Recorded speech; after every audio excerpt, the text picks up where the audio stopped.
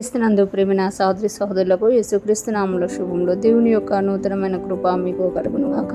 ఈరోజు దేవుడు మనకిచ్చిన మాట యెషయా గ్రంథము 27వ అధ్యాయం 10వ వచనం. ప్రాకారము గల పట్టణము నిర్జనమైన అడవి వలె విడవబడును, విసర్జింపబడిన నివాస స్థలముగా నుండును. అక్కడ దూడలను మేసి పండుకొని దాని చెట్ల కొమ్మలను తినును. ఈ మాటలు మనం యెషయా గ్రంథంలో చూస్తున్నాం. యెషయా ప్రవచిస్తూ ఈ మాటలు తెలియజేస్తున్నట్టుగా మనం చూడగలం అన్నమాట. ఇక్కడ ఇశ్రాయేలీయులు ఎప్పుడైతే దేవుణ్ణి విడిచి అన్యమైన వాటిని ఆచరిస్తూ అన్య విగ్రహాలతో వాళ్ళ ప్రాకారాలని పట్టణాలని నింపివేశారో, దేవుడు ఏ అన్య విగ్రహాలైతే వారి జీవితాల్లోకి వచ్చాయో, వారి పట్టణాలలోకి వచ్చాయో దానిని బట్టి ఇక్కడ చెప్తున్నారు కదా, ప్రాకారం గల పట్టణము నిర్జనమైన అడవి వలె విడవబడును అంటున్నారు.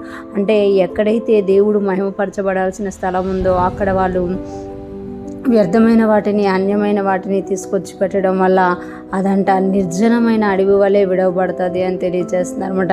విసర్జింపబడిన నివాస స్థలముగా నుండును, విసర్జింపబడిన నివాస స్థలముగా ఉంటుందట. పట్టణాలు విడవబడిన అడవి నిర్జనమైన అడవి వలె విడవబడును, విసర్జింపబడిన నివాస స్థలములుగా నుండునట. అంటే నిర్జనమైన అడవి వలె, అంటే నిర్జనము అని అంటే అక్కడ చెట్లు, అడవి అంటేనే చెట్లతోటి పచ్చదనంతో నిండి ఉంటుంది, కానీ నిర్జనమైన అడవి వలె ఉంటుందట. అంటే పచ్చదనం అనేది లేకుండా, చెట్లు అనేది లేకుండా ఉండే అడవిలాగా ఉంటుందట. ఇంకొకటి చూస్తే విసర్జింపబడిన నివాస స్థలముగా ఉండును. అంటే కొన్ని ఇల్లులు చూడండి విసర్జింపబడతాయి అన్నమాట, వాటిలో ఎవ్వరూ నివసించకుండా పాడుపడిపోయినట్టుగా వదిలేస్తారు. అలాగా అయిపోతుంది ఆ పట్టణం అని అంటున్నారు.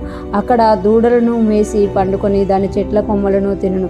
అక్కడ దూడలు మేసుకొని, అంటే దూడలకి నివాస స్థలంగా అవి మారిపోతాయి అంట. ఆ దూడలంట మేసి పండుకొని దాని చెట్ల కొమ్మలను తినును అని చెప్తున్నామాట. అంటే ఇశ్రాయేలీయుల పట్టణాలు దేవునికి విరోధంగా జీవించినప్పుడు, ఆ ప్రజలు దేవునికి విరోధంగా జీవించినప్పుడు దేవుడు ఆ పట్టణ ప్రాకారాలని విడవబడిన అడవి వలె, నిర్జనమైన అడవి విడవబడినట్లు ఎట్లుంటుందో అట్లా చేస్తాను అని ఇక్కడ తెలియజేస్తున్నారు. విసర్జింపబడిన గృహంలాగా ఉంటుంది అది అని తెలియజేస్తున్నారు.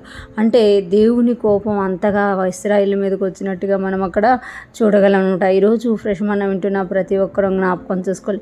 దేవుడికి వద్దు అని మనం ఏదైతే విసర్జించామో మరలా దాన్ని తీసుకున్నప్పుడు దేవునికి మనం ఆయాస్కరంగా మారిపోతాం అన్నట్టు. అలా ఆయాస్కరంగా మారిపోయినప్పుడు మన జీవితంలో ఎండిపోయిన స్థితి మొదలవుతుంది అని ఇక్కడ తెలియచేయబడుతుందన్నమాట.